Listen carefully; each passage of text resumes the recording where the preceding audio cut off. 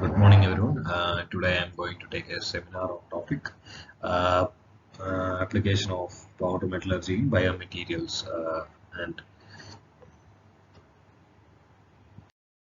these are the contents which we'll be covering in this slides. And a biomaterial is a substance which that has been engineered for interact with biological system for a medical purpose. And when we look into the powder metallurgy, uh, it has a huge market in biomaterials.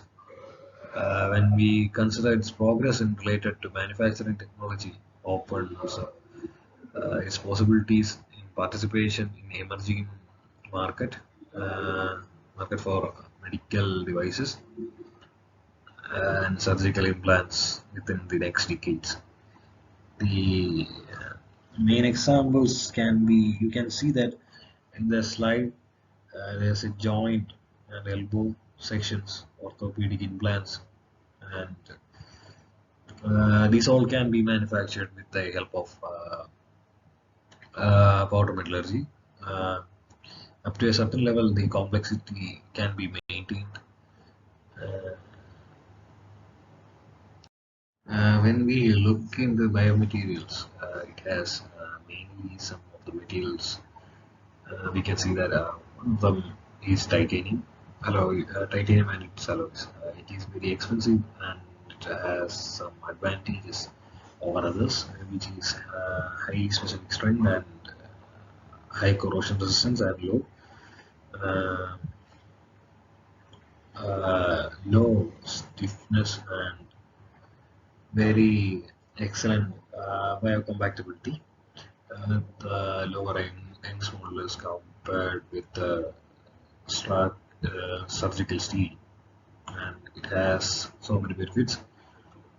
Um, when we look into magnesium and alloys, it has a functional property of porosity, would support the preliminary fixability and degradation of magnesium implants by enabling the growth of bone cells, and mainly it has so many advantages also. It has providing the Young's modulus and strength matching those to the bone tissues, and reducing the risk in the stress shielding to the a minimum. The corrosion behaviors of the magnesium in the body fluid implants well controlled and degradation of the metal. And mainly the when we look into the shape memory alloys, the first one is this. First, we can be preferred for biomaterial applications is this. It is providing the important uh, sh- uh, shape memory applications for biomaterials application has increased significantly in the few years. These alloys can be returned their original shape even if after they have been deformed well beyond the elastic deformation limit, and it can return its shape. Uh,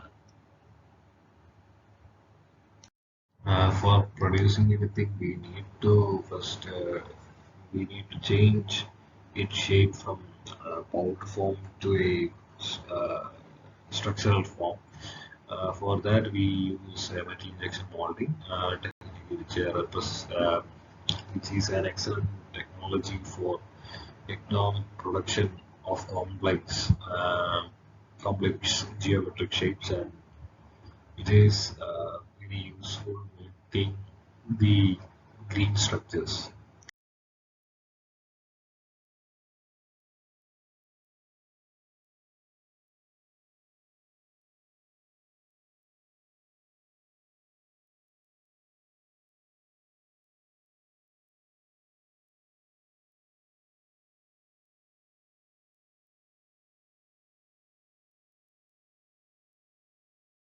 After that, the next step would be conventional pressing and sintering method, which are relatively easy and cost-effective powder metallurgical process, and within which high material price can be justified. In this case, the biomaterial application and the method preferably used in manufacturing high porous materials. The porous can be creating either by loose powder sintering or uh, by the use of suitable space holding materials, while the adjustment of porosity or porous shape and porous size is limited in the case of using powder sintering.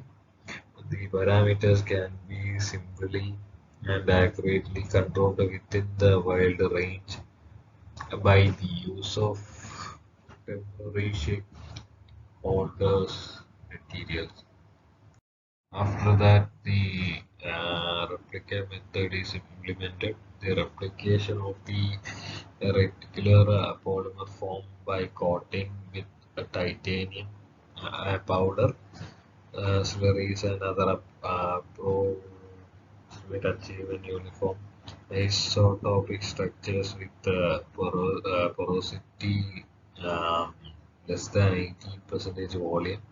Uh, and it will be increasing some more properties. Um, the foam used as an starting material which infiltrated by the uh, water-based titanium powder slurry. In this step, the forming and the conventional powder metallurgy technique has been limited. Regard the production of high order porous structures as well as the accurate control of the internal porous shape and diminishing the reproducibility of the poro- poro- morphology and physical properties. Therefore, the computer-aided design CAD and computer-aided manufacturing CAM-based layering manufacturing techniques were recently adopted for near-net shape fabrications and porous parts with controlled porosity and porous structures. When we look on the high temperature synthesizing of porous nickel titanium, within the few decades, the exothermic reaction between the elemental nickel and titanium powder has been intensely investigated within the aim of manufacturing depends on the process condition, and exothermic reaction may be becoming self-sustaining. Nickel and titanium element powders are mixed and consolidated consolidated into green compact by uh, uniaxial and isostatic press.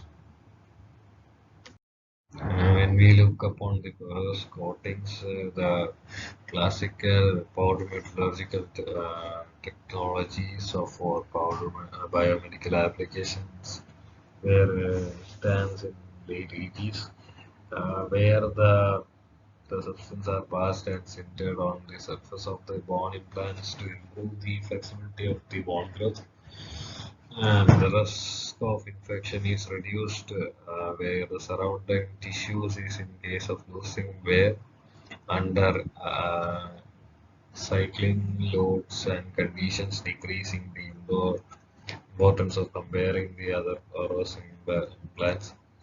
Other Another drawback of the high temperature sintering process is required to achieve a stable coating, yeah, and the uh, coarsening of the implant microstructure, which might reduce the strength and um failure resistance of the implant material clearly. When we look upon the biomaterials fabrications, we can see that conventional powder metallurgy and uses process can be used. Cold isostatic press, spark plasma sintering, and reactive sintering, self programmed high temperature sintering, impregnation of polymer forming by metallic slurry, uh, forming a metallic powder, shape holding technique is also. The advantages of using powder metallurgy for preparing biomaterial is are a very less machining is required. Near neck shape can be obtained easily. Minimal scratches and waste. Close dimensional tolerance and wide variety of alloy systems can be used to manufacture bioimplants, etc. Limitations was aspect uh, loosening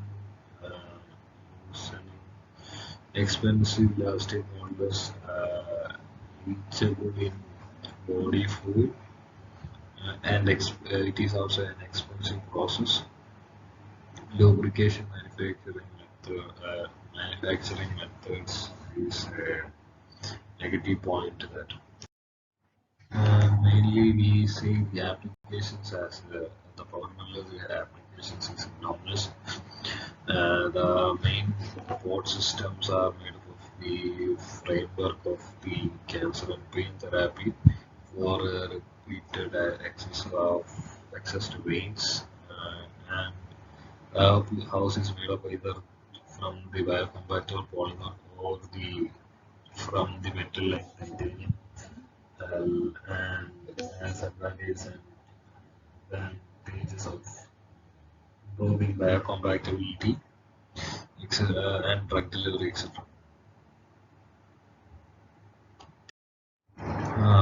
In total to that, when we say about the powder metallurgical aspect in the biocompatible region is unconsiderably strengthening day by day.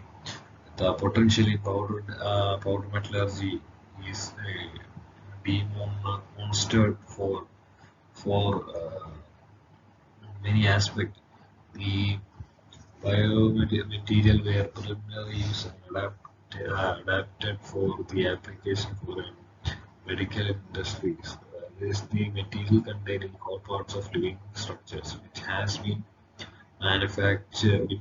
be manufactured by powder metallurgy with very efficiently for dental implants and surgical operations and for drug delivery also. The conventional powder metallurgy and its pressure-resistant methods are suitable for either for preparation of materials with the low porosities and less small porous uh, polymers formed by the metallic slurry formed of metallic powders or sprays. All those techniques were suitable for preparation of materials with the high amount of large and interconnected pores. Okay, that's all. Thank you for everyone to listening this video.